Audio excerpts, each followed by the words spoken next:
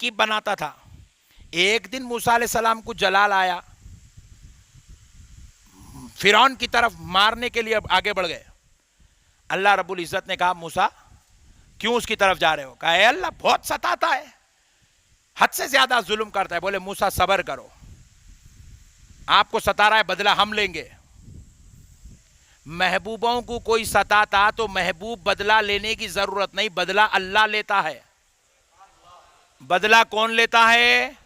जरा जोर से बोलो, अल्लाह लेता है। कहा, मूसा आप खामोश हो जाओ, बदला हम लेंगे। अब क्या हुआ मालूम? मूसा अलैहिस्सलाम घर को आ गए, अल्लाह ताला एक मच्छर मुकर्रर कर दिए। फिरौन और फिरौन के हवारियों के पास एक एक मच्छर सबके ऊपर मुकर्रर कर दिए। रोजाना रात में जाना, फिरौन के मुंह पे बैठना। उड़ गया, फिर यहां बैठा, पट, फिर मारा, फिर उड़ गया मच्छर, फिर यहां मारा। सुबह हुए तक मार मार के खून खून हो जा रहे कल्ले। मच्छर मर रही नहीं, वो अजाब मुसल्लत कर दिया अल्लाह ताला। Point to be noted. अल्लाह क्या करे? अजाब, मच्छर का अजाब दे दिए। ये अल्लाह है। बड़े से बड़े आदमी को छोटे से छोटे मच्छर के जरिए वाट लगा देता है इन्हें। काबे को तोड़ने आए तो अल्लाह ताला एक नबी को, एक पैगंबर को, एक फौज को नहीं भेजे, तयरन अबाबील, परिंदे अबाबिल को भेजे। उन्होंने क्या करे? बमा लेके नहीं आए, उन्होंने छोटे छोटे कंकारा मुंह में रख के लाके छोड़े, छोड़ते गए बम बन के फुट रहा। समझ रही है? अल्लाह है, अपने महबूबों का बदला खुद लेता है। तब हुआ क्या? फिरौन मारना, इधर मारे तो उधर भाग, उधर मारे तो इधर। ये रात भर मार मार मार, पूरा कल्ला खून निकलना रात में। सुबह हुई तक नींद भी खराब, सुबह सोता था, रात में खाली मार लेते बैठता था। महबूब को सताने की सजा। इन लोग क्या करे? धोखा दे के बुलाए,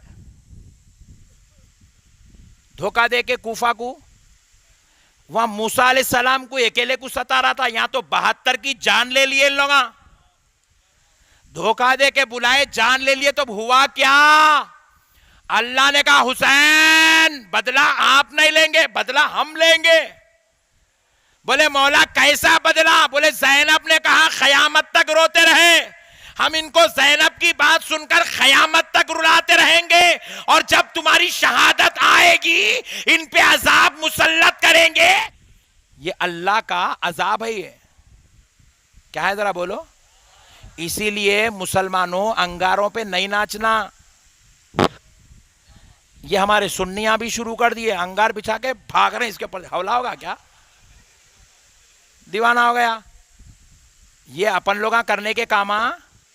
ये अजाब ये उनके वास्ते है, ये अपने वास्ते है। अपन मदीने वाले हैं, अपन कूफा वाले, अपन इराकी, अपन शामी, हम मदनी हैं।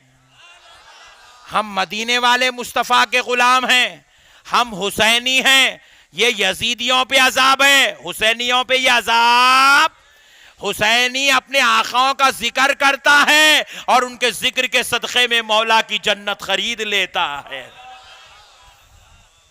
ये बद्दुआ है हजरत ज़ैनब की। इसलिए अल्लाह ताला इनको तब से लेके आज तक रुला रहा। बात समझ रहे हैं आप? समझने की जरूरत है मुसलमानों, हर मसला समझो, खुदा की कसम समझने की जरूरत है। ये अल्लाह का अजाब है। अब आओ प्यारे दोस्तों, अब एक बहुत बड़ी बात समझाता हूं वाक़े करबला से। बोलूं? कल की जो तकरीर होगी इंशाअल्लाह वो कुछ और होगी। मैंने सोचा हमेशा हम जो है अजमतों पे गुफ्तगू होती है, कभी तारीख पे गुफ्तगू नहीं होती, तो मैंने चाहा कि आज आपको तारीख बताऊं ताकि आपको पता चले कि करबला की तारीख है क्या। अब दूसरी बात सुनो दोस्तों, बाज लोगों ने कहा कि यजीद इमाम हुसैन से ज्यादा अजमत वाला, फजीलत वाला। क्या हिसाब से अजमत वाला हो सकता साहब? यजीद सहाबी का बेटा,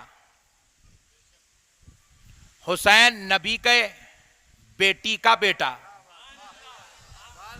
सहाबी का बेटा नबी के नवासे से ज्यादा फजीलत वाला हो सकता? जरा जोर से बोलो।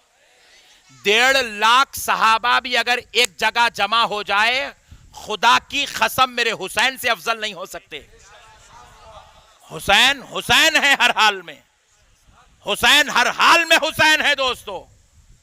और हजरत इमाम हुसैन की उम्र शरीफ शहादत के वक्त 55 साल थी और यजीद की उम्र 38 साल थी। 38 साल का पुट्टा 55 साल के आबिदो जाहिद मुत्तकी व परहेजगार जन्नती जवानों के सरदार पे सबकत ले जा सकता? मेरे प्यारे बुजुर्गों और दोस्तों, यजीद इमाम हुसैन के सामने पुट्टा है।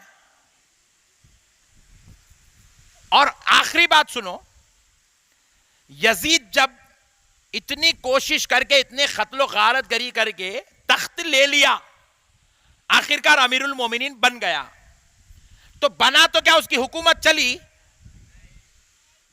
सिर्फ 2 साल रहा उसके बाद, सिर्फ 2 साल। 2 साल के बाद मुख्तार अस-सखफी नाम का एक शख्स, जब यह वाक़या करबला हुआ तो वो जेल में था। जब जेल से छूटा, उसको पता चला अहले बैत के साथ इतनी गद्दारियां हुई, इतनी गद्दारी हुई, तो मुख्तार अस-सखफी क्या करा? चंद नौजवानों को उन्हें जमा करा। जमा करके अब यजीद से, इब्ने जियाद से, शिमर से बदला लेने का अहद कर लिया। अहद लिया और इतना अल्लाह उसको कामयाबी दिया कि एक एक को बोटियां बनाया पूरों के। इब्ने जियाद के तो बोटियां बोटियां बनाया, पूरे बना के जिस्म के टुकड़े टुकड़े करा, एक एक पार्ट अलग करा, उंगली उंगली काटा, एक एक टुकड़ा करा, इब्ने जियाद का खीमा बनाया। फिर भी सुकून नहीं पड़ा तो मुख्तार सखफी ने कहा, जालिम, मैं तुझे माफ कैसे करूं? तूने उस मुकद्दस जात का गला काटा जिस गले को मुस्तफा जाने रहमत ने चूमा था। ये कहकर मुख्तार सखफी ने क्या किया? इब्ने जियाद के जिस्म के टुकड़ों को जमा करके उसके ऊपर घोड़े दौड़ाया। उसके बाद भी सुकून नहीं पड़ा तो उन जिस्म के ऊपर लकड़ियां मार के उनको वैसी जमीन के अंदर गाड़ दिया। इतना खतरनाक बदला लिया, इतना खतरनाक बदला लिया, शिमर से, इब्ने जियाद से, यजीद से, सबसे। तो अल-गुर्स 2 साल के बाद सल्तनत खत्म हो गई। तो अब यजीद का बेटा अब उस तख्त का हकदार था, है ना भाई? बाप का तख्त का हकदार बेटा होता ना। और अभी ने इतना जालिम है, कोई दूसरे बारे भी नहीं बोलने के वास्ते, मैं हूं बोल के बोले तुझ बैठ जा भाई, नको हमारे रख ले, तुझ बोले। मगर अब यजीद ने क्या किया? अपने बेटे का नाम रखा अपने वालिद के मुआफिक मुआविया। तो यजीद के बेटे का नाम भी मुआविया था, यजीद के वालिद का नाम भी मुआविया था। तो यजीद का बेटा अब उस तख्त का हकदार है। जब यजीद मरा तो बेटे ने तख्त की तरफ आया और आकर लात मारकर कहा, मैं ठोकर मारता हूं ऐसी सल्तनत और तख्त को जो इमाम हुसैन के साथ गद्दारी करके हासिल की गई है।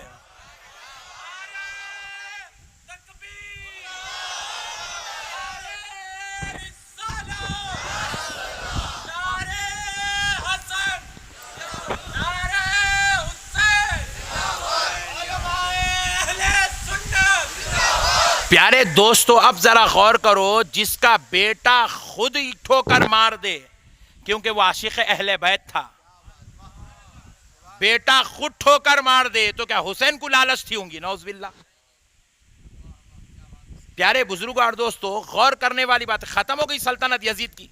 उसके बाद बनु उमैया के हाथों में चले गई, वो एक वहां से एक नया चैप्टर शुरू हुआ, एक नया बाप बना, यजीद खलास, यजीद का नाम खत्म, यजीद की खबर पर जाने वाला कोई नहीं रहा। यजीद की जहां खबर बनी वहां कचरा कुंडी थी, कचरा कुंडी में खबर बना यजीद की।